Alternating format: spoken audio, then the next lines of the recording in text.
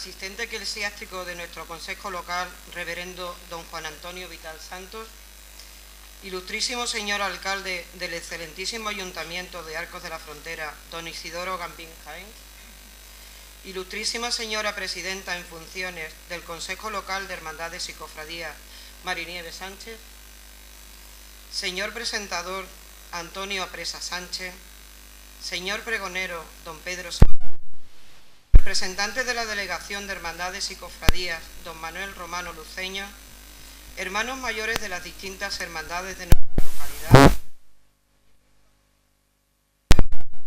permanente del Consejo, hermanos mayores de las distintas hermandades de nuestra localidad. Queridos cofrades, muy buenas tardes y bienvenidos todos al pregón de nuestra Semana Mayor. Pregón que este año estrenamos en el nuevo horario que hemos puesto. Hemos comenzado escuchando Pasan los campanilleros, interpretada por un grupo de músicos de la Banda Municipal de Algar. Estamos seguros de la calidad que tendrá el pregón, dada la calidad humana del orador que nos lo ofrecerá.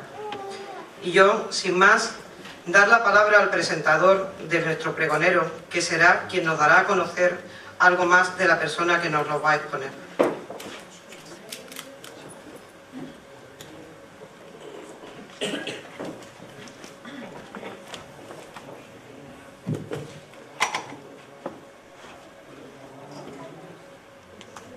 Hola, buenas tardes. Muchas gracias a los seres que integran las distintas instituciones que con su pasión y fe propician este acto. Pedro, muchas gracias por tu bondad, por tu afecto. Presentarte es un privilegio que me concede el cielo a través de ti. Espero corresponder a tu confianza y estar a la altura de este selecto auditorio.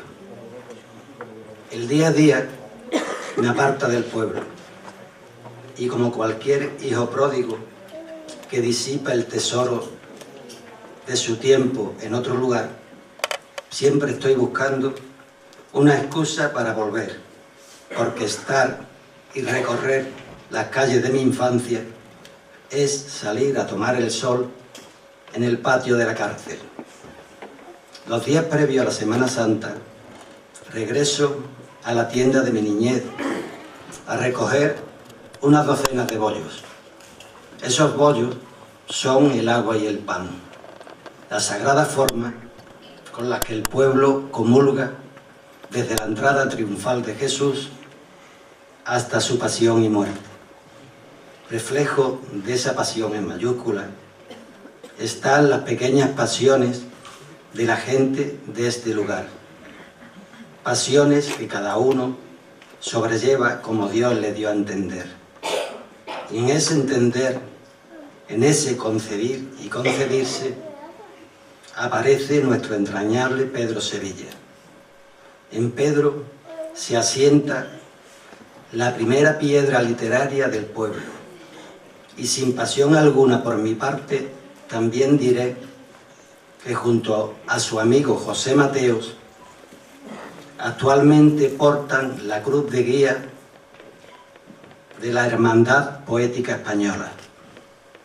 Pedro amasa los ingredientes que la vida se componen y sin conservantes ni colorantes que engañen los sabores de la verdad, en un humilde papel de traza deposita la forma sagrada de sus poemas y escritos, para que podamos en su esencia saborearlos.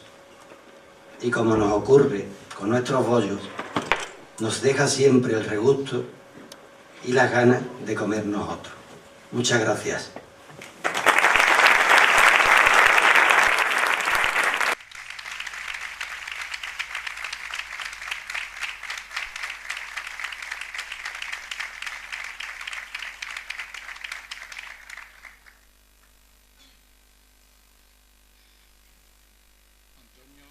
Muchísimas gracias. Antonio Apresa, para las personas que no lo conozcan, es un poeta de arco, que es mucho decir, en nuestra ciudad.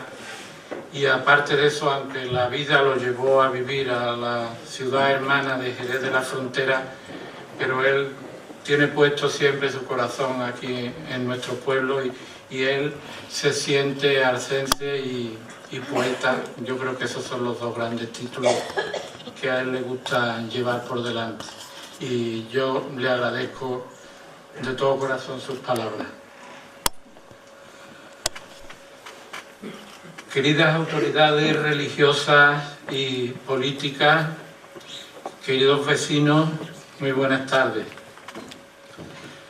Yo sé que lo correcto en este caso sería decir que cuando recibí la llamada de Marinieves Sánchez, presidenta del Consejo Local de Hermandades y Cofradías, anunciándome su propuesta de ser pregonero de la Semana Santa, estuve tentado de decir que no, abrumado por la responsabilidad, por el miedo escénico o por la falta de capacitación.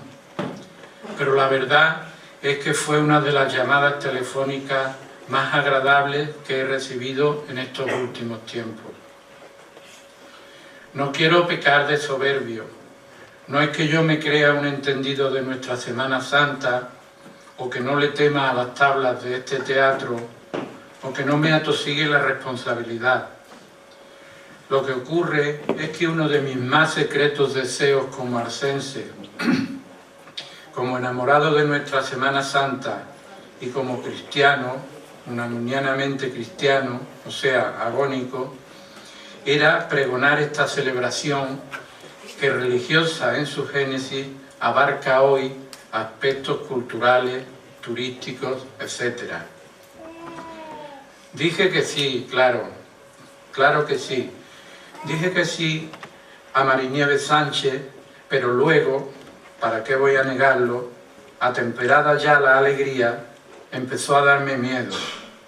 Empecé a pensar en la cantidad y la calidad de los anteriores pregoneros y sentí el miedo a no estar no ya a la altura de ellos, sino a no llegarles a la altura del betún, como dicen nuestros castizos. En prosa o en verso, a media voz o con exaltado verbo, hemos asistido a grandes pregones a cuyos autores yo quiero dar las gracias sin dar nombre para no olvidarme de ninguno de ellos. Gracias a nuestros pregoneros, gracias al Consejo Local de Hermandades y Cofradías por este alto honor que me otorgan, gracias a mi querido amigo Antonio Apresa, y que Dios, y nunca mejor dicho, me coja confesado. Como los niños no viven en el tiempo, todo es una sorpresa para ellos. Todo llega sin esperarlo, sin buscarlo, sin desearlo, y a nosotros nos llegaban las vacaciones de Semana Santa sin saber que era Semana Santa.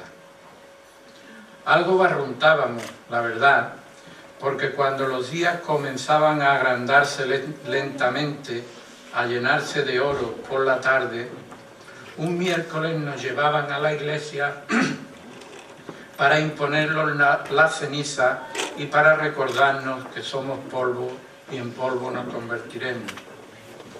Algo barruntábamos porque los armados de San Antonio o del Dulce Nombre ensayaban su maldad de mentira en las calles cercanas a la Salle, y porque nuestras madres nos llevaban a lo de Guerrero a comprarnos unos zapatos, a lo de Porro por unos jerseys, unos jerseys, como decía mi madre, y por supuesto a la barbería de Fede, porque ya he contado muchas veces que en mi casa eran sagrados los pelados de Semana Santa y de la Feria de San Miguel.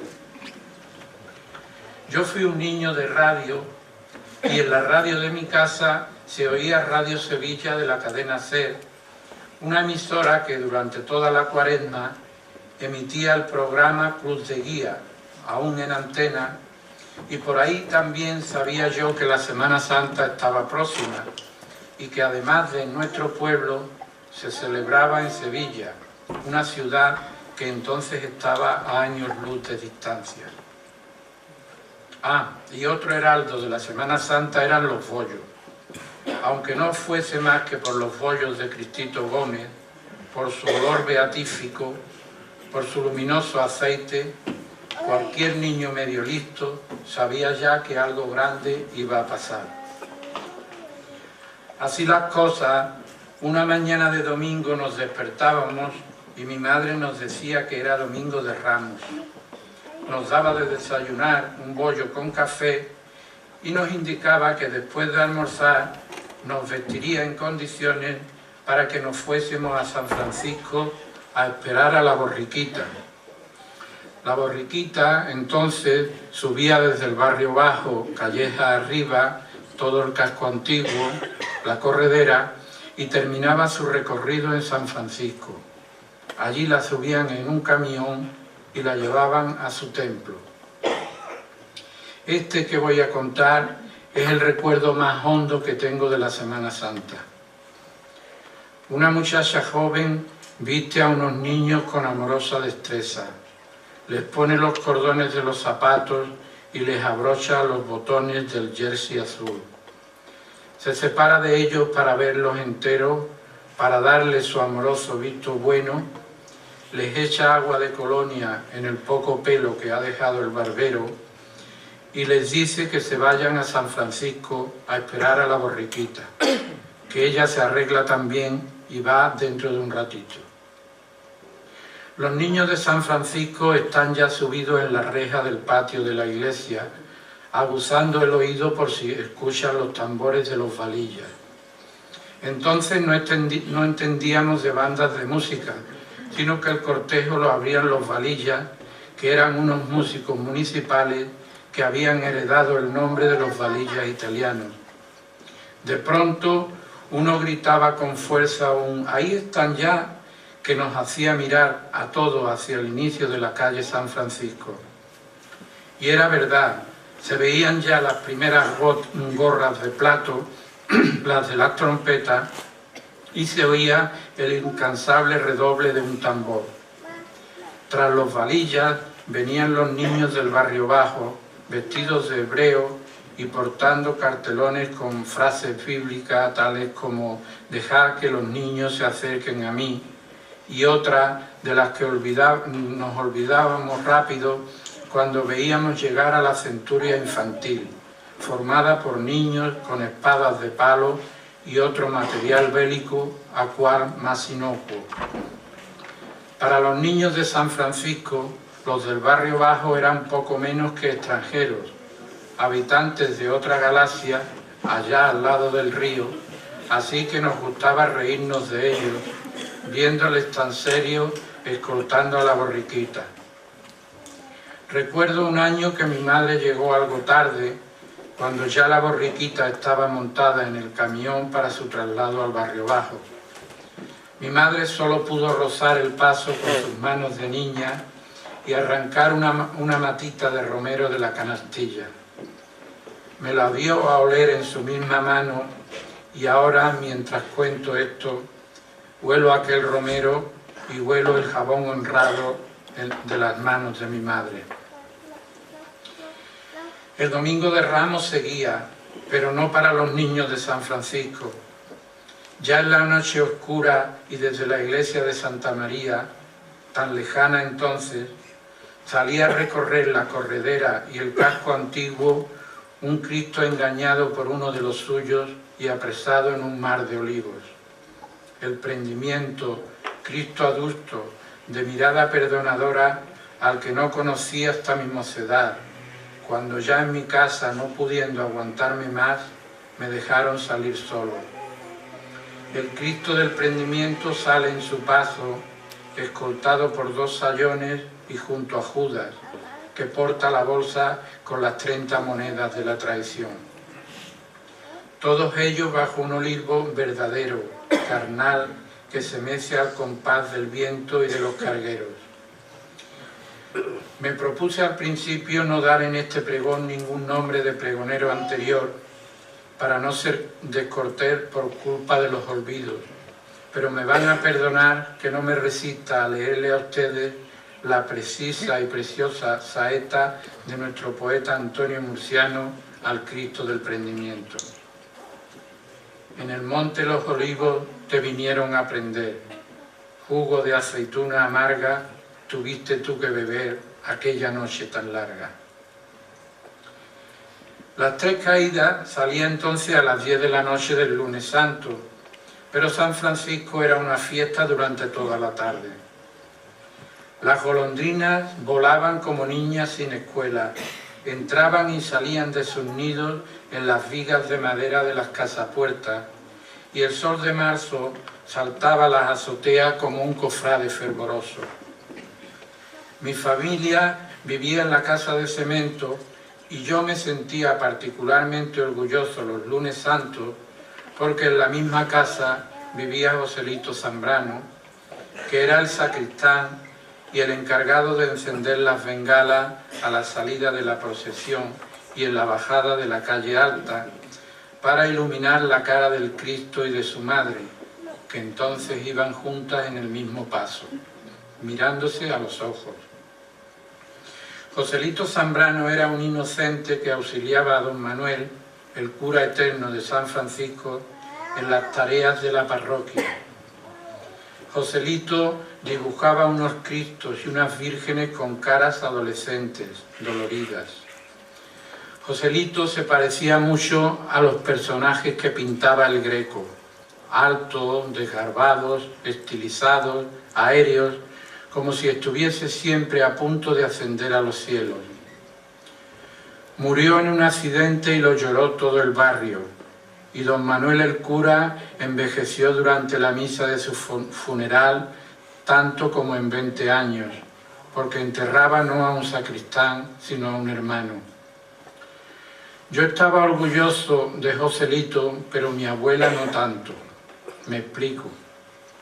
Joselito era, como he dicho, un inocente, pero no tanto como para que mi abuela lo tuviese que tener controlado, porque entre otras travesuras gustaba de asustar a mis tías aullando por el pasillo del excusado común o colocándose entre los dientes unos dientes de ajo para simular un Drácula de casa de vecinos. Mi abuela solía adjetivarlo con palabras que no merecen ser oídas aquí, en este noble auditorio, pero al final, tras una larga retahíla de insultos, acababa diciendo: y que le dé gracias a Dios que es el hijo de la dueña de la casa, porque si no le iba a dar una paliza que se iba a mear por las patas abajo. Pero vayamos a la procesión. A las 10 de la noche se abría la puerta de San Francisco, la abría Joselito y empezaban a salir penitentes vestidos de negro con una cruz blanca en el pecho. Al salir el paso, con el Cristo caído y su madre mirándose a los ojos, dolor frente a dolor, Joselito encendía las bengalas y los rostros de las imágenes se iluminaban con un oro efímero, mientras duraba la constelación creada por el pobre Joselito, que rápidamente se iba a la calle Alta para repetir la operación. Nosotros, mi abuela y mi madre y mis tías, nos íbamos al inicio de la calle Alta, donde don Manuel iniciaba el rezo de rosario con su voz peculiar, algo engolada. Don Manuel, gracias a Dios, sigue rezando el rosario todos los lunes santos. Joselito, como dije, subió al cielo como sus hermanos de los cuadros del Greco y allí andará por siempre encendiendo estrellas, bengalas inmortales a su Cristo de las Tres Caídas y a su Virgen de la Amargura. La noche del martes santo empezaba a mediodía, cuando los armados de San Antonio se pateaban las calles del Molino, El Sol, Gomeles y un poquito más abajo para integrar en su recorrido el tabanco de la Viuda, que parece ser que en las ordenanzas del Imperio Romano no se decía nada de beber estando de servicio. Aprovechando este vacío legal, los armados entraban y salían de las tabernas sin abandonar su formación y sin dejar de esgrimir las armas con las que luego escoltarían al Señor atado a la columna y a la Virgen de la Paz. Los armados estuvieron luego muchos años sin salir, no sé si porque el Imperio Romano redujo las tropas o por indisciplina de los mandos, pero lo cierto es que desde hace unos años han vuelto a nuestro Martes Santo gracias a la labor de nuestro amigo Iglesias, conocido por el Canario, y de toda su familia, y con el tambor de José Olivera, que marca el frenético ritmo de la tropa. La procesión salía también de San Francisco a las 9, aún con los últimos rayos del sol posados en las espadañas como pájaros rubios. Primero salía el prioste, San Antonio de Padua, y luego el Cristo, una talla pequeñita y de rasgos casi infantiles, atado a la columna y golpeado eternamente por dos romanos con cara de mala leche. Todo envuelto en una nube blanca y azul de penitentes con capa. Pero el momento culminante era cuando salía la Virgen de la Paz, toda de blanco, con un universo de velas y un palio tintineante. Recuerdo un Martes Santo durante la salida de la Virgen. Me quejaba de que no veía y mi abuela me cogió en brazos y me envolvió en su pañoleta negra porque hacía frío. Desde aquel acogedor palco vi salir a la Virgen y tan feliz estaba con el olor de las velas y con el olor de agua de colonia de la pañoleta de mi abuela que debí quedarme dormido, porque lo siguiente que recuerdo es un amanecer espléndido y un olor a café y a bollo de Semana Santa. Había amanecido el miércoles santo.